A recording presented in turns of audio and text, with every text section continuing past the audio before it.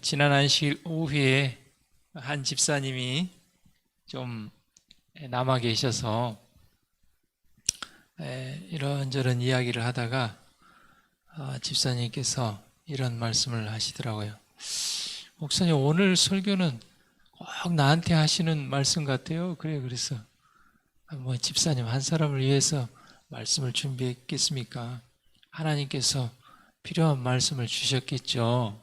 그랬더니 하시는 말씀이 내가 내 노력을 다 한 후에 그래도 안 되면 이렇게 하나님께 맡기는데 오늘 말씀을 들어보니 처음부터 하나님께 이렇게 모든 것을 맡겨야겠다, 그런 생각을 했다고 해서 참 그 말씀이 맞는 말씀입니다. 그렇게 말씀을 드렸는데 물론 우리 할 바를 해야 되는 것이 사실입니다.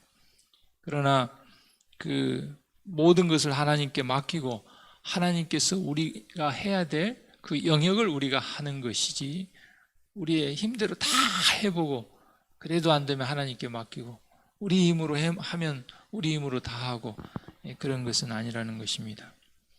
사랑이신 하나님은 우리를 있는 모습 그대로 받아주십니다.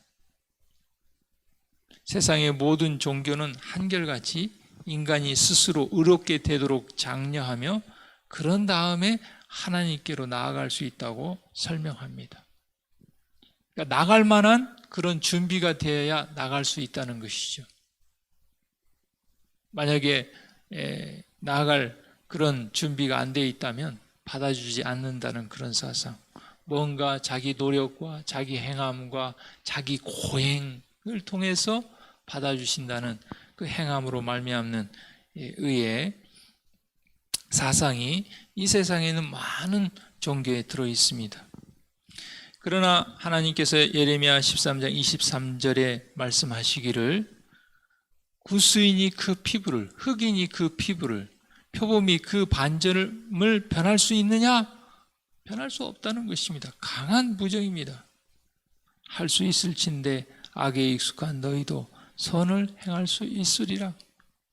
우리는 본성적으로 태어날 때부터 죄인이고 죄로 기울기 때문에 우리의 힘으로는 마치 흑인이 피부를 바꿀 수 없고 표범이 반점을 변화시킬 수 없는 것처럼 우리도 우리 힘으로 그렇게 할 수 없다는 것입니다. 그래서 기독교는 다릅니다. 인간은 죄의 세력 아래서 스스로 선을 행할 수 없고 자신을 구원하지도 못한다. 그래서 있는 모습 그대로 하나님께로 나올 때, 그때 하나님께서 우리에게 구원의 희망을 주시는 것입니다. 내가 술 끊고, 왜 좀 하나님께 나오시죠? 그러면 내가 술을 못 끊어서 못 간다고, 담배를 못 끊어서 못 간다고, 내가 헌금을 못 드려서 못 간다고. 언제 나올지 알 수 없습니다. 있는 모습 그대로 가는 것입니다. 하나님, 제가 술을 못 끊는데 어떻게 해야 될지 모르겠습니다. 제 힘으로 해도 안 되는데 하나님 도와주십시오. 그래서 그 모습 그대로 하나님께 그대로 나아가서 주께서 도와주시는 능력으로 할 때 그것이 더 빠른 것입니다. 그리고 하나님께서는 아무리 흉악한 범죄자에게도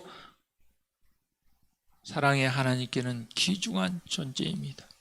아무리 다른 사람들이 손가락질해도 부모는 그 자식을 있는 그대로 사랑하는 것처럼 그 이상으로 하나님께서는 아무리 흉악한 죄인도 귀중하게 여기시고 자기 스스로 하나님을 향해서 등을 돌리고 떠나지 않는 이상 하나님께 나아가지 못할 큰 죄인은 아무도 없습니다.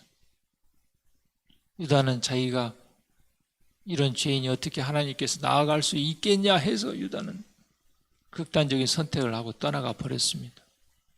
베드로도 자기 자신을 보면 얼마나 부끄럽습니까?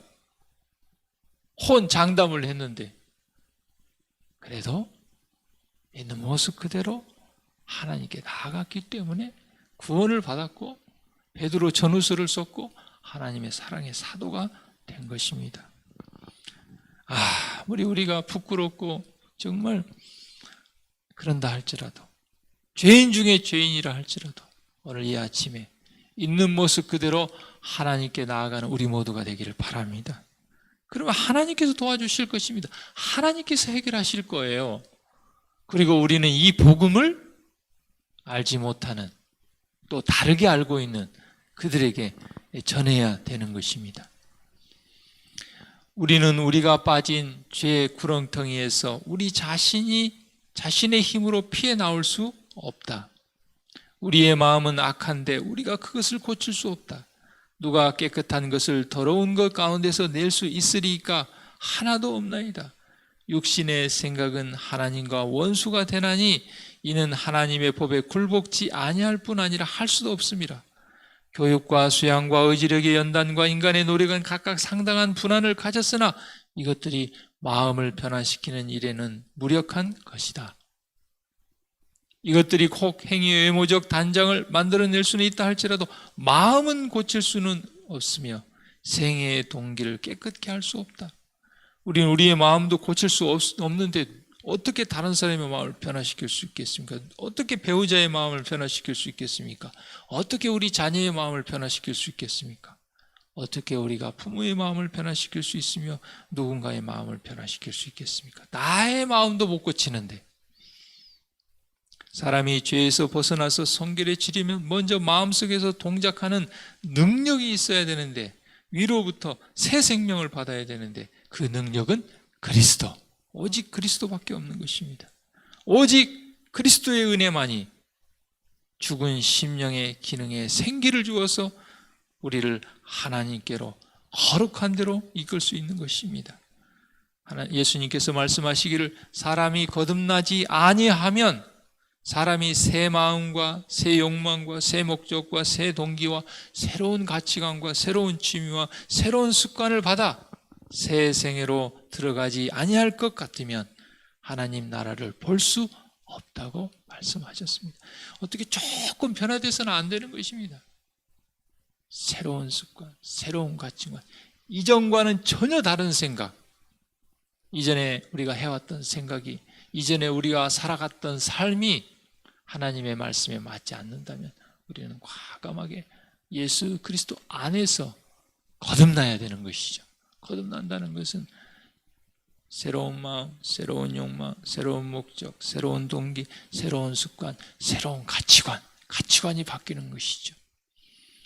오늘 하루도 그리스도 은혜 가운데 있는 모습 그대로 나아가 예수 그리스도의 능력으로 새롭게 거듭나는 오늘 하루가 되기를 간절히 바랍니다.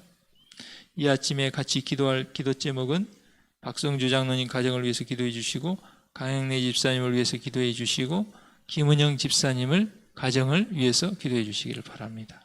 기도하겠습니다.